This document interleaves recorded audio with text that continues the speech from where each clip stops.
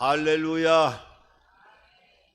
저는 오늘 이 시편 112편의 본문 말씀을 근거로 해서 복이 있도다, 오늘 제목만 우리가 들어도 복이 우리의 삶 가운데 들어올 것 같은 그런 믿음이 생기는 그런 마음이 생깁니다. 저는 오늘 이 복이 있도다라고 하는 제목을 가지고 오늘 귀한 생명의 교제를 나누기를 원합니다. 아프리카의 어느 부족에 이상하게도 그 부족에는 나이 30을 넘기지 못하고 30세쯤 되어지면 사람들이 다 죽음을 맞이하는 것이었어요. 그래서 참으로 희한하고 희한해서 많은 전문가들이 조사하다 보니까 그 일찍 죽는 원인을 발견하게 되어졌는데, 그 토담 속에는 이상한 벌레들이 사는데 그 벌레들이 눈에 보이지 않는 독을 뿜어대는 그 과정을 통해서 그 부족 안에 토담집에 살고 있는 사람들은 점차 수명이 짧아져서 30을 넘기지 못하고 죽는다는 원인을 발견하게 되어졌어요.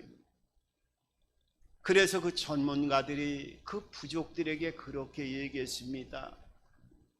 오래 살 수 있기 위해서는, 살기 위해서는 이 벌레들을 잡기 위해서 약품을 뿌리거나 아니면은 이 집을 다시 허물거나 다시 새롭게 짓는다든지 하든지, 아니면은 다시 이사를 가서 다른 곳에서 터전을 잡게 되어지면 이 부족의 생명은 30세의 생명이 끝나는 것이 아니라 그 이상의 많은 시간으로 생명이 채워줄 수 있을 것입니다라고 그 원인을 가르쳐 주었어요.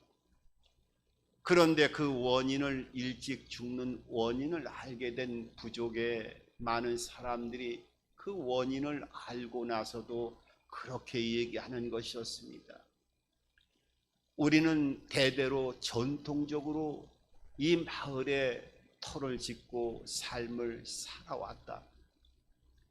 그러기 때문에 이사를 가고 하는 것보다는 차라리 전통대로 삶을 영위해 나가는 삶을 살아가겠습니다 하면서 그 원인을 무시하고 삶을 살아가면서 30을 넘기지 못하고 죽음을 맞이하게 되어지는 그런 안타까운 삶을 살아가는 어느 부족의 이야기를 제가 들은 적이 있습니다.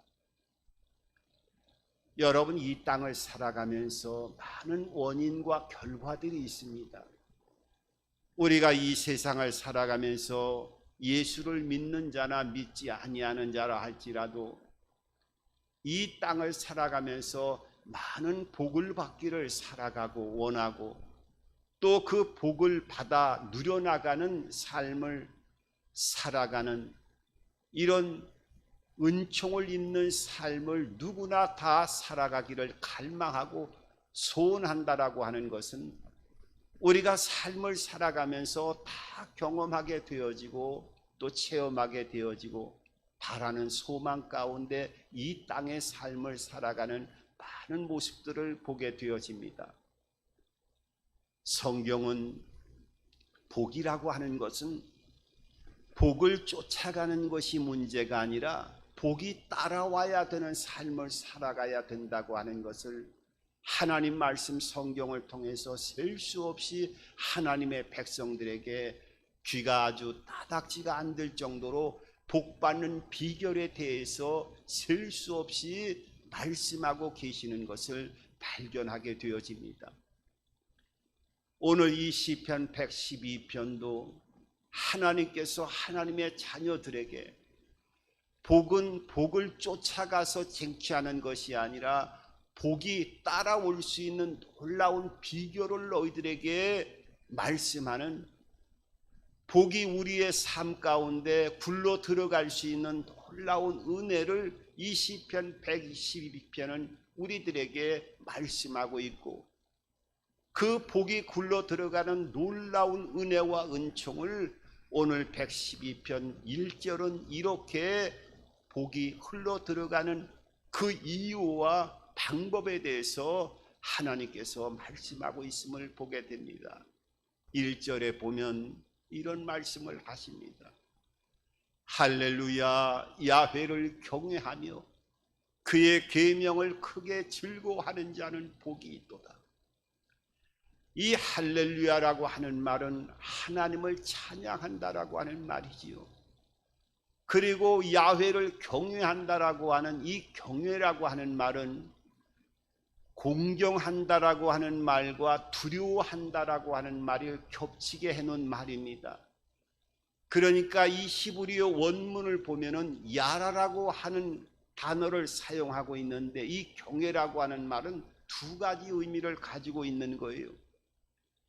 먼저 어떤 의미를 갖고 있느냐 하면 하나님을 사랑하고 하나님을 공경하고, 하나님을 사랑하고 공경하니까 하나님이 말씀하는 모든 것들을 기쁨으로 따라가는 그 길을 걸어가는 삶의 모습을 통해서 경외의 한 모습이 나타나야 되고, 또 다른 한 모습은 이 외라고 하는 두려울 외자를 써서 하나님이 싫어하는 것을 두려워하는 마음을 갖는다는 거예요. 그러니까 하나님을 막연하게 무서운 분이다라고 해서 두려워하는 것이 아니라 하나님을 사랑하고 공경하고 그 은혜의 길을 함께 따라가면서 하나님이 싫어하는 것들이 있다는 거예요.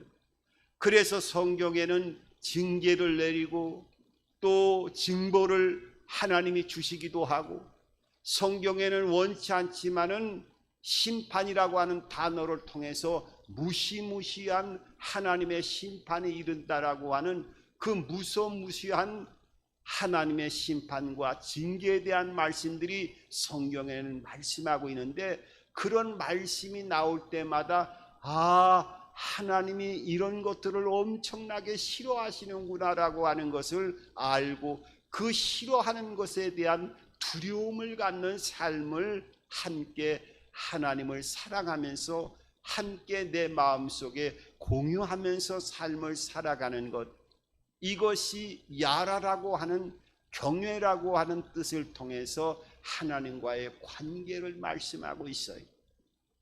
그리고 당연히 하나님을 경외하면 어떻게 해요? 할렐루야 하면서 하나님을 찬양하고, 오늘 1절 하반부에 보면 그 계명을 크게 즐거워한다고 말씀하고 있어요. 우리가 이 땅을 살아가면서도 성경에 대한 많은 비결을 담은 책들이 베스트셀러로 책방에서 많이 소개되고 있는 것을 보게 됩니다.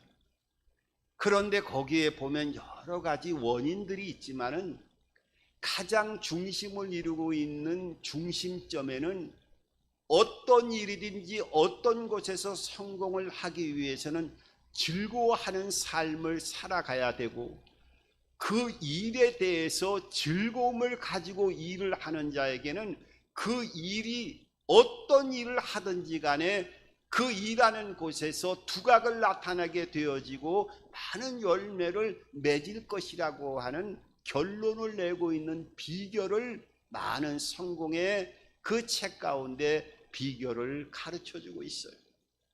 그렇지요, 여러분. 우리가 공부를 하는 것도 학생들이 억지로 하는 거하고 즐거워하면서 공부하는 아이들에게는 그 결과가 엄청난 상태로 나타나는 거예요. 회사 일을 하더라도 같이 스트레스를 받고 어려운 일이 있어도 그 어려움 속에서도 즐거워하고 기뻐하면서 자기의 맡겨진 일을 하는 자에게는 5년, 10년 그 이후에 가면 결과가 엄청나게 달라지는 것을 보게 됩니다. 그러니까 내 삶의 중심에서 무슨 일을 하든지 간에 즐거워하고 기뻐하는 그런 모습으로 모든 범사를 이루어 나간다고 하면 분명한 그 나중에 결실이 충만하게 풍성하게 결과로 다가오게 되어진다고 하는 것을 우리는 우리의 삶 가운데 어느 정도는 인지하고 이해할 수 있는 삶을 살아가게 되어집니다. 오늘 하나님은 뭐라고 말씀합니까? 그 계명을 크게 즐거워하는 자는 복이 있다고 말씀하고 있어요. 그러니까 우리가 하나님을 믿고 하나님의 말씀을 이해하고 따라가면서도 말씀을 이해하고 따라가면서 그 말씀을 그냥 듣고 새기는 정도가 아니라 말씀을 들을 때마다 내 영혼과 육체가 기쁨의 그 진동을 통해서 울림을 받을 수 있을 정도의 어떠한 기쁨이 전달되어져 오고 전달되어져 오는 것뿐만 아니라 그 기쁨으로 크게 즐거워할 수 있는 말씀과 연합되어지고 그 연합 정도가 아니라 살과 피가 되어지는 상태가 되어서 그 기쁨으로 하나님의 말씀이 양약이 되어지는 상태가 되어지는 하나님을 경외하는 자, 그러므로 할렐루야로 하나님께 영광을 돌리는 이러한 하나님과의 관계를 맺는 자에게는 복을 쫓아갈 필요가 없이 복이 하나님으로부터 따라 내려와 퍼진다고 하는 것을 오늘 1절은 분명하게 복이 있도다 하면서 그 복의 선포가 하나님 원천으로부터 흘러내리게 해주시겠다고 하는 것을 약속하고 있어요. 그러면은 하나님을 경외하고 그 계명을 크게 즐거워하는 자에게는 어떤 축복을 부여해 주시느냐? 오늘 성경은 하나님이 무리둥실하게 말씀하시는 것이 아니라 아주 조목조목 분명하게 그 약속을 지키시겠다고 말씀하고 있어요. 제일 먼저 우리에게 어떻게 해요? 자손들에게 자손들이 잘 되어지는 강성한 축복을 약속하셨어요. 오늘 2절에 보면은 이렇게 말씀합니다. 그의 후손이 땅에서 강성하며 정직한 자들이 후손에게 복이 있으리로다. 오늘 자녀들이 어떻게 해요? 땅에서 강성한 복을 받는다는 거예요. 여러분, 자녀들이 잘 되는 거는요, 이 땅을 살아가면서 어떤 부모라 할지라도 자식이 잘 되는 것 원하지 않는 사람은 없을 거라고 봅니다. 그런데 하나님은 분명하게 너희들이 이 땅을 살아가면서 너의 자손들이 강성함을 입고 높임을 받고 그 놀라운 은총이 반드시 흘러 들어가겠다고 하는 것을 약속하고 있어요.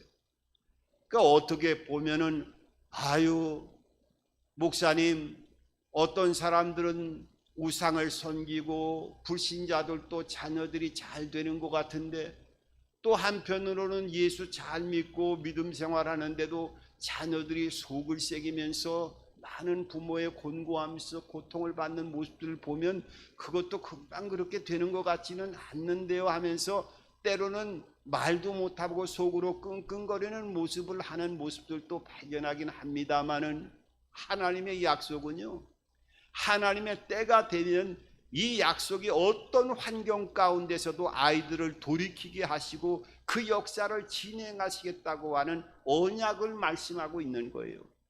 참 놀랍지 않을 수가 없어요. 출애굽기 1장 21절 20절 이하를 쭉 보면은 거기에는 그 당시에 최고의 권력을 가지고 있는 바로왕, 이집트의 바로왕이 종살이하던 이 이스라엘 백성들이 너무나 자녀들이 생산을 하게 되면 자녀들을 너무나 잘 낳고 아이들이 번성을 하니까 어떻게 얘기합니까? 그 산파들에게 왕이 특명을 내립니다. 이 이스라엘 자녀들을 받을 때 남자아이가 탄생되면 무조건 죽이라고 왕명을 통해서 엄명을 내립니다. 여러분, 종살이하던 사람들이 그 당시 세계를 제패하고 있던 왕명으로 내려온 걸 거슬리면 이건 흔적만 보여도 다 목이 떨어져 나가는 상태가 되는 거예요. 그런데 어떻게 해요? 하나님을 경외하는 이 산파들이 이스라엘 백성들이 아들을 낳아서 죽이라고 하는 것을 듣지 않고 그 아들을 다 남자아이들을 살립니다. 나중에 그걸 알고 나서 왕이 이 산파들에게 얘기했을 때 산파들이 뭐라고 얘기합니까? 왕이시여, 이 이스라엘 백성들은 이 애굽 사람들하고 달라가지고 너무 건강해서 산파에게 오기 전에 벌써 자녀를 낳기 때문에 우리가 어떻게 손을 댈 수가 없습니다라고 얘기를 하는 거예요. 그러니까 이 왕의 왕명으로 목이 댕강 떨어질 수밖에 없는 위기 가운데서도 하나님을 경외하는 이 산파들을 통해서 하나님은 어떤 방법을 통하든지 간에 이 세상의 절대 권력자의 목숨을 위협하는 상황이라 할지라도 하나님은 하나님의 방법대로 자녀들을 번성케 하고 강성케 하는 역사를 행하시는 분이라고 하는 것을 가르쳐주고 있는 거예요. 그리고 그뿐만 아니라 이 목숨을 걸고 자녀들을 낳게 하고 잘 살폈던 산파들에게도 하나님 그 가정에 측량할 수 없는 복을 부어주셨다고 성경은 말씀하고 있어요. 그러니까 어떤 상황이 된다 할지라도 하나님께서는 자녀들에게 은혜를 주시고 그 놀라운 강성한 복을 부여해 주셔요. 그렇기 때문에 우리가 어떤 상황에 놓여 있다 할지라도 하나님은 그 때를 지나서 자녀들에게 놀라운 역사를 행하시고 하나님의 그 영광을 드러낼 수 있는 강성한 복을 하나님의 가정에게, 경유하는 가정에게 약속하신다고 말씀하고 있어요. 여러분의 가정 속에 어려운 자녀들이 있습니까? 하나님이 책임져 주십니다. 이 약속을 믿고 이 약속대로 주신 축복을 기도하면서 하나님 앞에 자녀들에게 자녀를 위해서 기도하는 삶을 살아가야 돼요. 그것뿐만 아니라 오늘 뭐라고요? 부와 재물이 따라오는 축복을 반드시 부여해 주시겠다고 약속하고 있습니다. 오늘 성경의 3절을 보면 이렇게 말씀하지요. 부와 재물이 그의 집에 있으며 그의 공의가 영구히 서 있으리로다.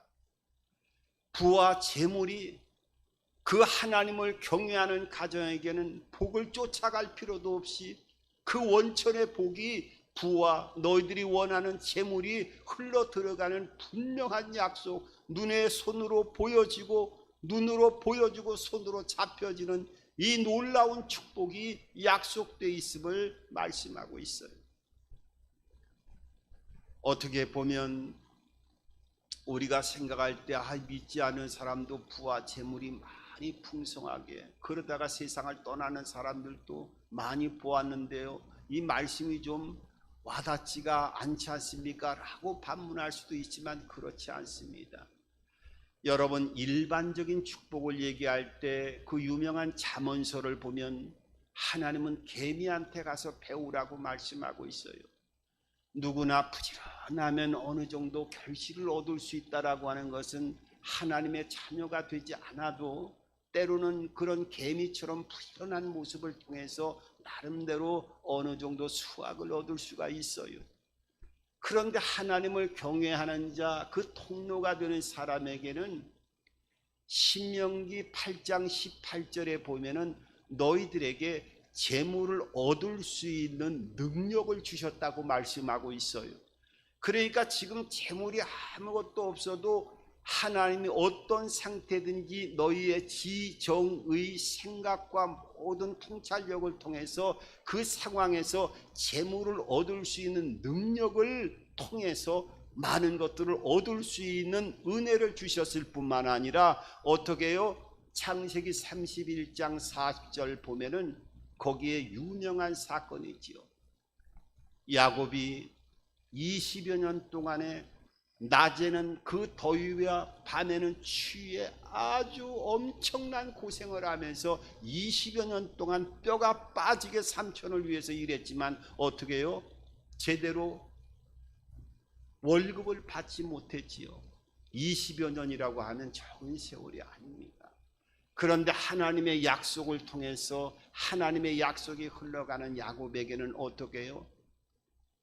이 양들이 하얀색 양들에서 얼룩덜룩한 양들이 탄생하게 해서 그 얼룩덜룩이 양들을 통해서 숫자를 또 배가 증가가 되어지고 나중에 고향으로 들어갈 때 양떼와 소떼가 끝이 없었다고 성경은 말씀하고 있어요.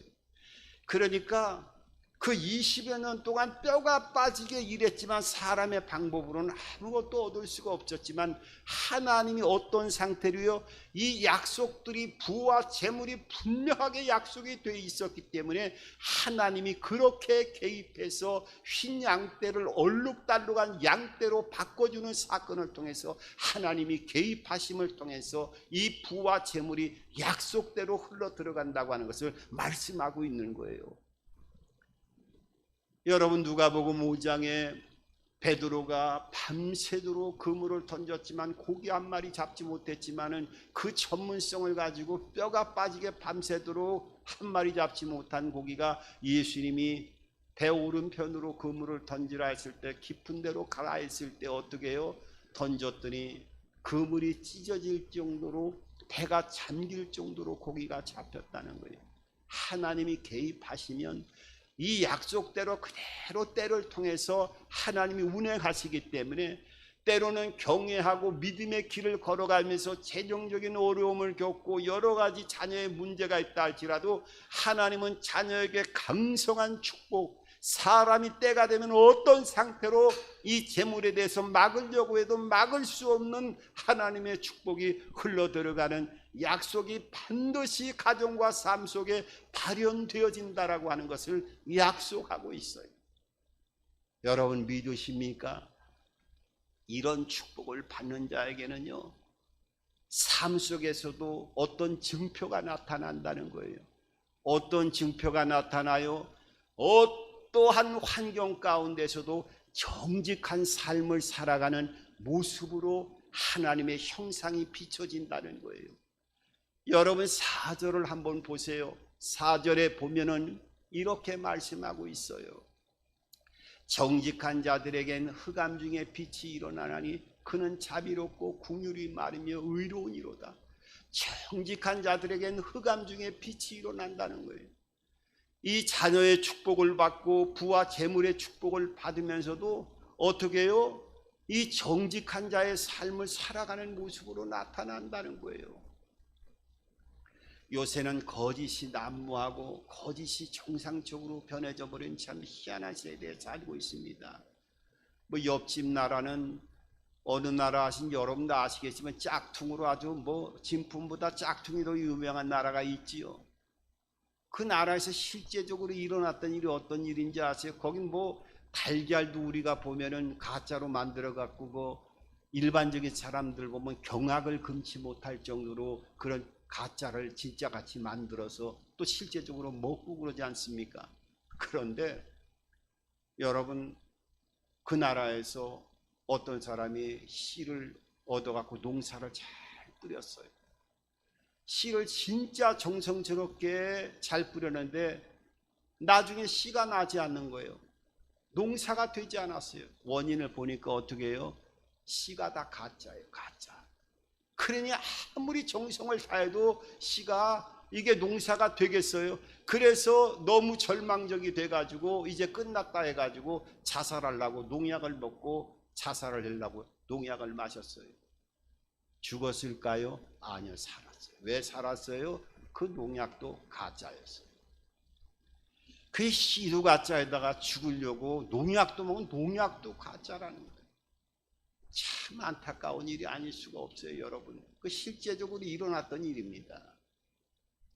하나님의 자녀들은 정직한 삶을 살아가야 돼. 제가 언젠가 그 글을 보니까 그 장로님이 어려움 가운데서도 설렁탕 집을 이제 인수를 했는데, 하나님, 제가 이 설렁탕 집에 오는 손님들 다 예수 믿는 예수님을 대접하는 것처럼 하겠습니다 하면서 그렇게 서원을 하고 이제 설렁탕 집을 인수를 내갖고 다음날 팔려고 했던데 그 주방장이 이전에 했던 대로 그 설렁탕 문에 그 프림을 갖다가 우유하고 섞어갖고 넣고 하는 거를 보고 그 사람들이 몰려온 상태에서 그 국물을 하수로 다 쏟아 부어버리고 손님들에게 양해를 구하고 진짜 뼈를 해가지고 24시간 구워가지고 그 뼈를 통해서 장사를 시작을 했는데 장사가 참 잘 되고 번성케 하나님의 은혜를 주었다라고 하는 제가 간증을 책에서 한번 보면서 하나님의 사람들은 어떤 상황이든지 간에 정직한 삶을 살아가야 된다라고 하는 이 표징이 부와 재물을 책임져 줄 테니까 삶에서 이거는 반대적인 것이 아니라 하나님 보실 때 정직한 삶을 살아가서 흑암 중에 빛으로 변하는 통로로서의 역할을 보여주는 삶을 살아가라고 말씀하고 있어요. 그것뿐만인가요? 나타난 장세가 베풀고 구워주는 모습으로 나타난다는 거예요. 여러분 5절에 분명하게 이렇게 말씀하고 있어요. 5절에 보면 은혜를 베풀며 구워주는 자는 잘 되나니 그 일을 정의로 행하리로다. 이 은혜를 베풀며 구워주는 자, 그렇다고 해서 있는 거 모든 거 가족들 어려움까지 해갖고 남을 다 주라는 얘기가 아니에요. 이거는 이 말뜻은 하나님이 부와 재물을 주면 본인도 다 누려나가고 은혜를 함께 받아 누려나가지만은 그 재물을 꽉 움켜져 갖고 재물이 통로가 돼서 흘러나가지 못하도록 움켜잡으면 안 되고 움켜잡는 통로를 다른 사람들, 세상 사람들과 달리 열어서 그 재물이 흘러들어가는 통로가 되어져야 된다라고 하는 것을 오늘 베풀고 구워주는 모습을 통해서 나타나야 된다고 하는 것을 말씀하고 있는 거예요. 그것뿐인가요? 이 하나님의 복받은 자녀는요, 어떤 상황이 있다 할지라도 흔들리지 않는 삶을 살아간다는 거예요. 오늘 6절에 아주 중요한 말씀하잖아요. 그는 영원히 흔들리지 아니할 것이며 의인은 영원히 기억되리로다. 영원히 흔들리지 않는데요. 7절 8절 그 뒤에 보면 어떻게 해요? 흉흉한 소문이 들려도 견고한 마음을 통해서 결단코 흔들리지 않는다는 거예요. 왜 그렇습니까? 하나님을 경외하는 삶을 살아가기 때문에. 왜 요새 믿음 안에서도 많이 흔들릴까요? 그건 하나님을 따라가면서도 가까이 따라가는 것이 아니라 가만히 보니까 멀리 떨어져서 따라가기 때문에 그 틈이 많기 때문에 두려움이 생기는 거예요. 세상과 하나님을 양쪽으로 섬기기 때문에 이 요동치 않는 두려움이 마음속에 틈을 타고 들어오는 거예요. 하나님보다도 세상을 더 은밀한 중에 더 많은 분량을 마음속에 담고 있기 때문에 요동치 않는 이 약속의 틈 사이로 마음의 두려움과 근심이 지속적으로 들어오게 되는 거예요. 여러분, 하나님은 이 약속의 말씀을 틀림없이 지키시는 분입니다.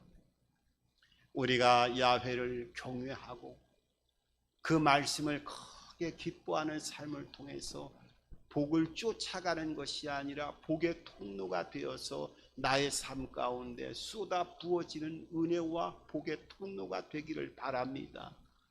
그 은혜 안에서 항상 두려움이 떠나가고 흔들리지 않는 견고한 믿음의 삶을 살아가고 또 부와 이 놀라운 재물의 하나님의 부유함을 통해서 받아 누려나가면서 또한 이웃과 부의 통로가 되어지는 삶을 살아갈 뿐만 아니라 하나님의 이 놀라운 축복을 노래하고 하나님의 영광의 삶을 나타낼 수 있는 저와 여러분들의 삶이 되기를 주님의 이름으로 축원합니다.